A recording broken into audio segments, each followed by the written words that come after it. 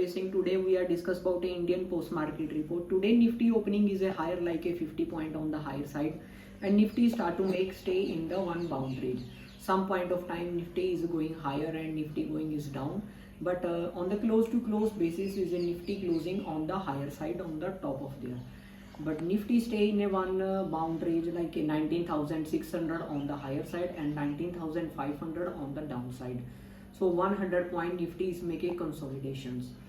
Let's see, this weekly expiry is a near about is a some consolidation pattern from there, and Gift Nifty also is a showing 101 point on the gap up on the Monday.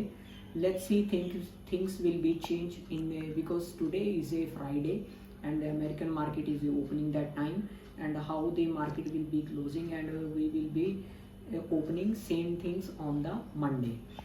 And close to close basis Nifty is a higher 135 point on the higher side, and Bank Nifty is a close 336 point. And let's check in a OI data from the weekly expiry. 19,500 short straddle, they have a huge open interest. So people are expectation there Nifty will be closing around near about 19,500 is a someone around there. Let's see, this level will be sustainable if the market break this level 19,500. So definitely market will be coming in the more further in the downside. But if is sustainable on the higher side, so support will be is a sustainable is there. And Bank Nifty 45,000 short straddle, they have a huge open interest. So many people are expectation there.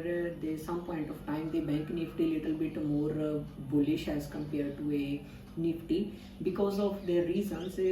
Banking sectors, they have a lot of selling pressure will be before continuously two weeks ago. So that's why we are some expectation their banking sectors are performance very well, and Nifty is little bit sideways. Now the German market is a down 59 point downside, and American market is a up. SPX 500 is a 14 point on the higher side.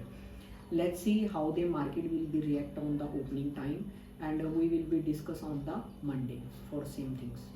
Hello, ਅੱਜ ਮੈਂ ਤੁਹਾਡੇ ਨਾਲ ਗੱਲ ਕਰਨ ਜਾ ਰਹੀ ਹਾਂ Indian market ਦੇ ਬਾਰੇ। ਅੱਜ ਇੰਡੀਅਨ ਮਾਰਕੀਟ ਦੇ ਵਿੱਚ ਜੋ ਓਪਨਿੰਗ ਆ ਥੋੜੀ ਜੀ ਗੈਪ ਅਪ ਦੇਖਣ ਨੂੰ ਮਿਲੀ ਆ, ਤੇ ਜਿੱਦਾਂ ਹੀ ਮਾਰਕੀਟ ਦੇ ਵਿੱਚ ਓਪਨਿੰਗ ਹੋਈ ਤਾਂ ਨਿਫਟੀ ਨੇ ਆਪਣੇ ਦਿਨ ਦਾ ਹਾਈ ਬਣਾਇਆ, ਤੇ ਉਸ ਤੋਂ ਬਾਅਦ ਕਿਤੇ ਨਾ ਕਿਤੇ ਸਾਈਡਵੇਜ਼ ਕੰਸੋਲੀਡੇਸ਼ਨ ਪੈਟਰਨ ਫਾਰਮ ਕੀਤਾ ਵਾ।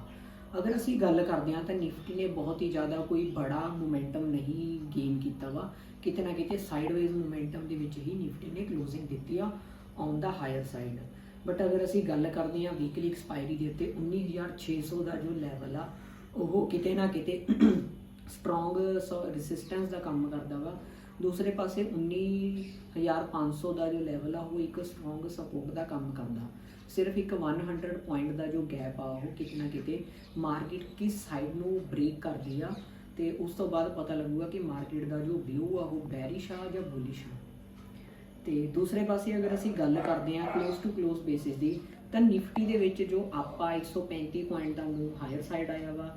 ਦੂਸਰੇ ਪਾਸੇ ਬੈਂਕ ਨਿਫਟੀ ਦੇ ਵਿੱਚ 336 ਪੁਆਇੰਟ ਦਾ ਮੂਵ ਅਪ ਸਾਈਡ ਆਇਆ ਵਾ। ਅਗਰ ਅਸੀਂ ਗਿਫਟ ਨਿਫਟੀ ਦੀ ਗੱਲ ਕਰਦੇ ਹਾਂ ਜੋ ਕਿ ਮਾਰਕੀਟ ਕਲੋਜ਼ ਹੋਣ ਤੋਂ ਬਾਅਦ ਵੀ ਟ੍ਰੇਡ ਕਰਦੀ ਆ ਸਿੰਗਾਪੁਰ ਨਿਫਟੀ ਦੇ ਵਿੱਚ, ਤਾਂ ਉਸ ਦੇ ਵਿੱਚ ਵੀ 101 ਪੁਆਇੰਟ ਦਾ ਜੋ ਮੂਵ ਆ ਹਾਇਰ ਸਾਈਡ ਆ। ਅਗਰ ਅਸੀਂ OI ਡੇਟਾ ਦੀ ਗੱਲ ਕਰਦੇ ਹਾਂ ਤਾਂ 19,500 ਦੇ ਲੈਵਲ ਦੇ ਉੱਤੇ ਬਹੁਤ ਹੀ ਜ਼ਿਆਦਾ ਸਟਰੋਂਗ ਹਿਊਜ ਓਪਨ ਇੰਟਰਸਟ ਆ ਕਾਲ ਤੇ ਪੁੱਟ ਸਾਈਡ ਨਾਲ। ਦੂਸਰੇ ਪਾਸੇ ਬੈਂਕ ਨਿਫਟੀ ਦੀ ਗੱਲ ਕਰਦੇ ਹਾਂ ਤਾਂ 45,000 ਦਾ ਜੋ ਸ਼ਾਰਟ ਸਟ੍ਰੈਡਲ ਆ ਉਸ ਦੇ ਉੱਤੇ ਵੀ ਹਿਊਜ ਓਪਨ ਇੰਟਰਸਟ ਆ। ਦੇਖਦੇ ਹਾਂ ਹੁਣ ਮਾਰਕੀਟ ਕਿਸ ਸਾਈਡ ਬਿਹੇਵ ਕਰਦੀ ਆ, ਕਿਉਂਕਿ ਲਗਾਤਾਰ ਕੰਟੀਨਿਊਸਲੀ 3 ਦਿਨਾਂ ਤੋਂ ਮਾਰਕੀਟ ਡਾਊਨ ਆ, ਜਿਸ ਕਰਕੇ ਇਹ ਇੱਕ ਮੰਨਣਾ ਵਾ ਅਗਰ ਮਾਰਕੀਟ ਕੰਟੀਨਿਊਸਲੀ 3 ਡੇ ਬੈਰਿਸ਼ ਦੇ ਵਿੱਚ ਕਲੋਜ਼ਿੰਗ ਦਿੰਦੀ ਆ ਤਾਂ ਕਿਤੇ ਨਾ ਕਿਤੇ ਉਹ ਨੈਗੇਟਿਵਿਟੀ ਦੇਖੀ ਜਾਂਦੀ ਆ ਮਾਰਕੀਟ ਦੇ ਵਿੱਚ। ਬਟ ਅਗਰ ਮਾਰਕੀਟ ਇਹ 200 ਮੂਵਿੰਗ ਐਵਰੇਜ ਨੂੰ ਕ੍ਰੋਸ ਕਰਕੇ 30 ਮਿੰਟ ਟਾਈਮ ਫਰੇਮ ਦੇ ਉੱਤੇ ਉਸ ਨੂੰ ਬ੍ਰੇਕਆਊਟ ਕਰਦੀ ਆ ਤਾਂ ਕਿਤੇ ਨਾ ਕਿਤੇ ਮੋਮੈਂਟਮ ਬੁਲਿਸ਼ ਸਾਈਡ ਗੇਨ ਕੀਤਾ ਜਾ ਸਕਦਾ ਵਾ। ਦੇਖਦੇ ਹਾਂ ਹੁਣ ਮਾਰਕੀਟ ਕਿੱਦਾਂ ਰਿਐਕਟ ਕਰਦੀ ਆ। ਦੂਸਰੇ ਪਾਸੇ ਅਗਰ ਅਸੀਂ ਯੂਰਪ ਮਾਰਕੀਟ ਦੀ ਗੱਲ ਕਰਦੇ ਹਾਂ, ਜਰਮਨ ਮਾਰਕੀਟ ਦੇ ਵਿੱਚ ਕਿਤੇ ਨਾ ਕਿਤੇ 60 ਪੁਆਇੰਟ ਦਾ ਜੋ ਮੂਵ ਆ ਡਾਊਨ ਸਾਈਡ ਚੱਲ ਰਿਹਾ ਵਾ।